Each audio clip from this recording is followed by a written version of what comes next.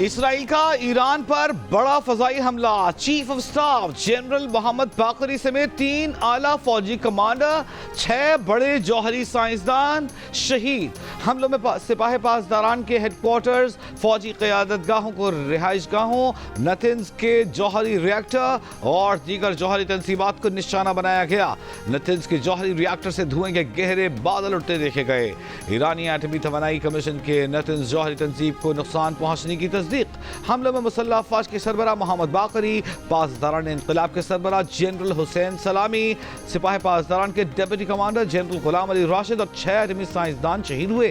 Tehran اور تبریز میں عورتوں، بچوں سمیت متعدد شہریوں کے شہید ہونے کی بھی اطلاعات۔ اسرائیلی حملوں کے بعد اتوار کو مسقط میں ہونے والے امریکہ ایران مذاکرات منسوخ۔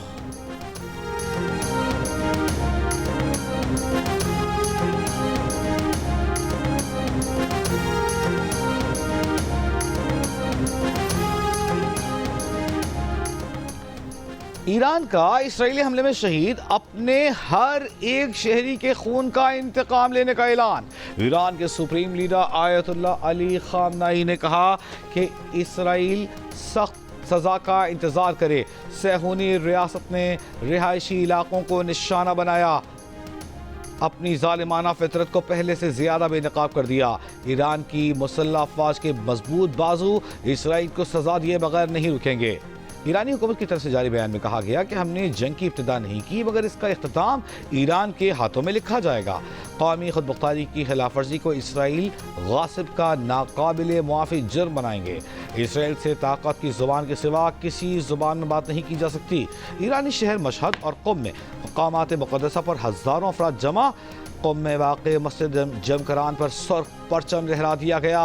سرخ پرچم انتقام کی علامت سمجھا جاتا ہے۔ اسرائیلی فوج کا کہنا ہے کہ 5 مرحلوں میں ایران پر حملوں میں 200 لڑاکا طیاروں نے حصہ لیا۔ حملے میں درجنوں ریڈار زمین سے فضا تک مار کرنے والے میزائل لانچرز کو تباہ کیا۔ اسرائیل کا ایران کے فضائی دفاعی نظام کے خلاف بڑے پیمانے پر حملہ مکمل کرنے کا دعویٰ۔ اسرائیلی میڈیا نے انکشاف کیا ہے کہ ایران پر حملے کے لیے فضائیہ کے ساتھ اسرائیلی خفیہ ایجنسی موساد نے بھی اہم کردار ادا کیا۔ موساد نے ایران کے قلب میں ایک ڈرون اڈہ قائم کیا تھا، جہاں سے دھماکہ خیز مواد سے بڑے ڈرونز کے ذریعے انتہائی مناسب وقت پر اہم ترین مقامات کو نشانہ بنایا گیا۔ اسرائیلی اداروں کا اندازہ ہے کہ ایران سے جنگ کم از کم 2 ہفتے جاری رہے۔ اسرائیلی فوج کا ایران سے بھیجے گئے تمام ڈرونز مار گرانے کا دعویٰ۔ اسرائیلی میڈیا کے مطابق اسرائیل بھیجے گئے ایرانی ڈرونز عراق سمیت مختلف مقامات سے لانچ کیے گئے۔ اسرائیل شام کی فضائی حدود میں ایرانی ڈرونز کو ناکارہ بنا رہا ہے۔ شہریوں کو شیلٹرز کے قریب رہنے کی ضرورت نہیں۔ خبر ایجنسی کے مطابق اردن نے اپنی فضائی حدود میں آنے والے کئی میزائلز اور ڈرونز کو ناکارہ بنایا۔ اسرائیلی حملوں کے بعد ایران، عراق اور اردن کی فضائی حدود بند کر دی گئیں۔ ایرانی حجاج کی واپسی کی پروازیں تا حکم ثانی منسوخ۔ عمان میں سائرنز، حکومت کی شہریوں کو گھروں میں رہنے کی ہدایت۔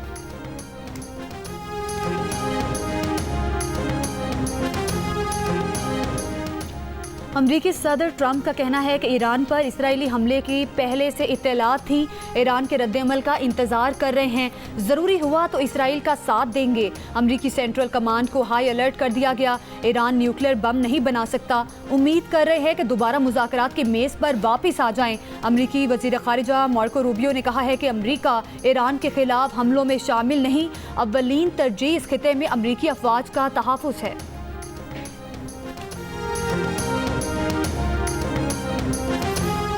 سعودی عرب کی ایران پر اسرائیلی حملے کی شدید مذمت۔ سعودی وزارت خارجہ نے اپنے بیان میں کہا ہے کہ برادر اسلامی ملک ایران کے خلاف اسرائیل کی ننگی جارحیت بین الاقوامی قانون اور اقدار کی کھلی خلاف ورزی ہے۔ اقوام متحدہ کی سلامتی کونسل اور عالمی برادری کی ذمہ داری ہے کہ وہ اسرائیلی جارحیت کو روکے۔ سعودی وزیر خارجہ کا ایرانی ہم منصب کو ٹیلی فون۔ اسرائیلی حملے سے ہوئے نقصانات پر افسوس کا اظہار۔ ترکی نے اسرائیلی حملے کی مذمت کرتے ہوئے کہا کہ اسرائیل کی اشتعال انگیزی اور عالمی قوانین کی خلاف ورزی سے خطے میں جنگ پھیلنے کا خطرہ پیدا ہو گیا ہے۔ یو اے ای کی فریقین سے تحمل کا مظاہرہ کرنے کی اپیل، کہا تنازع کے حل کے لیے سفارتی ذرائع استعمال کیے جائیں۔ قطر نے کہا کہ اسرائیلی جارحیت ایران کی سلامتی اور خود مختاری کی خلاف ورزی ہے۔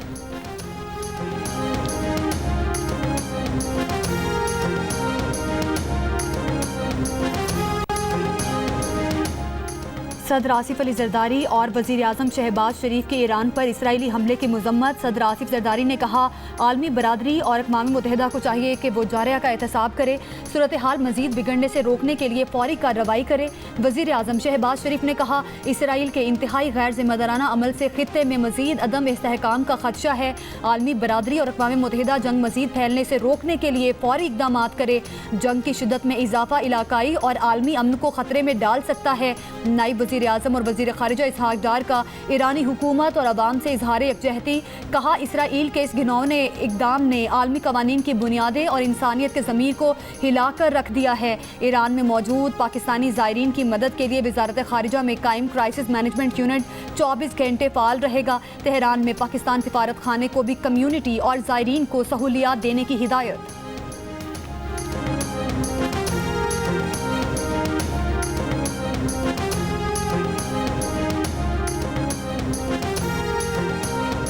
اقوام متحدہ کے سیکرٹری جنرل انطونیو گوئٹرس نے مشرق وسطیٰ میں فوجی کارروائیوں کی مذمت کرتے ہوئے کہا ہے کہ اسرائیل نے ایک ایسے وقت میں ایرانی جوہری تنصیبات کو نشانہ بنایا جب اس معاملے پر امریکہ اور ایران کے مذاکرات جاری تھے۔ امریکی وزیر خارجہ مارکو روبیو نے کہا کہ اسرائیل نے ایران پر حملے اپنے طور پر کیے ہیں اور ان حملوں میں امریکہ ملوث نہیں۔ ایران خطے میں امریکی مفادات کو نشانہ بنانے سے باز رہے۔ نیٹو کے سیکرٹری جنرل نے کہا کہ اسرائیل نے اپنے طور پر ایران پر حملہ کیا، جس کے بعد امریکہ اور نیٹو اتحادیوں کو خطے میں کشیدگی میں کمی لانے کی کوشش کرنی چاہیے۔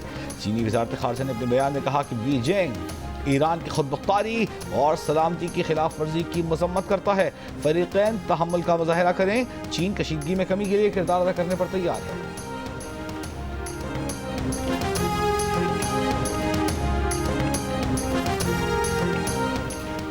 ایران پر اسرائیلی حملے کے خلاف قومی اسمبلی اور سینٹ میں مذمتی قرارداد منظور۔ قراردادوں میں اسرائیلی حملے کو ایران کی خود مختاری، علاقائی سالمیت اور UN چارٹر کی کھلی خلاف ورزی قرار دیا۔ ایران کے حق دفاع کی حمایت۔ سینٹ میں نائب وزیر خارجہ اسحاق ڈار نے کہا اسرائیل کا اقدام جنگی جرم ہے۔ سینیٹر عرفان صدیقی نے کہا اسرائیل ریاستی دہشت گردی کر رہا ہے۔ سینٹ میں اپوزیشن لیڈر شبلی فراز نے کہا ایران اسرائیل جنگ کے ہم پر بھی اثرات ہوں گے۔ اسپیکر قومی اسمبلی سردار ایاز صادق نے اسرائیل کو دہشت گرد ریاست قرار دیا۔ رہنما پیپلز پارٹی راجہ پرویز اشرف نے کہا اسرائیل کی صرف مذمت کافی نہیں، روکنے کے لیے عملی اقدامات ناگزیر ہیں۔ وفاقی وزیر رانا تنویر حسین نے اسرائیل کو دنیا کے امن کے لیے خطرہ قرار دیا۔ چیئرمین PTI بیرسٹر گوہر اور عمر ایوب کا OIC اور عرب لیگ کا کانفرنس فوری بلانے کا مطالبہ۔ عمر ایوب نے کہا مودی کی طرح نیتن یاہو بھی فاشسٹ ہیں۔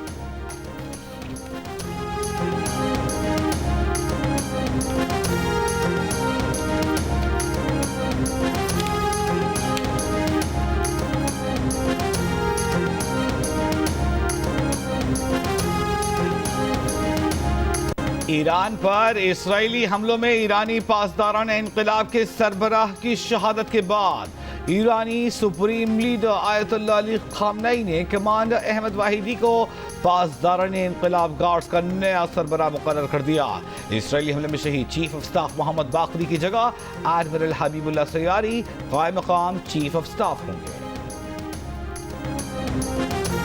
ایران پر اسرائیلی حملے کے سبب عالمی منڈی میں خام تیل کی قیمت میں 10% تک اضافہ ہو گیا۔ برنٹ کروڈ آئل کی قیمت میں 9% اضافہ، فی بیرل تقریباً $78 ہو گئی۔ WTI خام تیل کی $75 فی بیرل میں فروخت کیا جا رہا ہے۔ بین الاقوامی سٹاک مارکیٹس میں بھی شدید مندی کا رجحان۔ پاکستان سٹاک ایکسچینج بھی متاثر۔ اب سے کچھ دیر پہلے تک 100 انڈیکس 1919 پوائنٹس کی کمی کے بعد 1,22,000 سے زائد پوائنٹس پر دیکھا گیا۔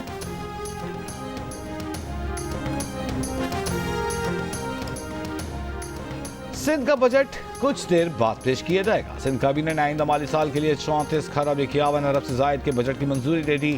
وزیر اعلیٰ سندھ مراد علی شاہ کا کہنا ہے کہ بجٹ میں عوامی ترجیحات کو مد نظر رکھا گیا ہے۔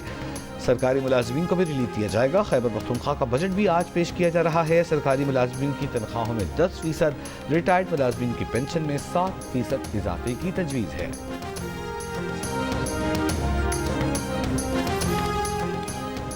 اور پاکستان کے سابق کپتان بابر اعظم کا آسٹریلیا کی بگ بیش لیگ سے معاہدہ ہو گیا۔ BBL में सिडनी सिक्सर्स की नुमाइंदगी करेंगे। बाबर आजम का मुआहिदा BBL के चंद बड़े मुआहिदों में से एक है। बाबर आजम का कहना है कि सिडनी सिक्सर्स का हिस्सा बनने पर फख्र महसूस कर रहे हैं। स्टीव स्मिथ और जोश हेजलवुड के साथ ड्रेसिंग रूम शेयर करने के लिए बहुत पुरजोश हैं।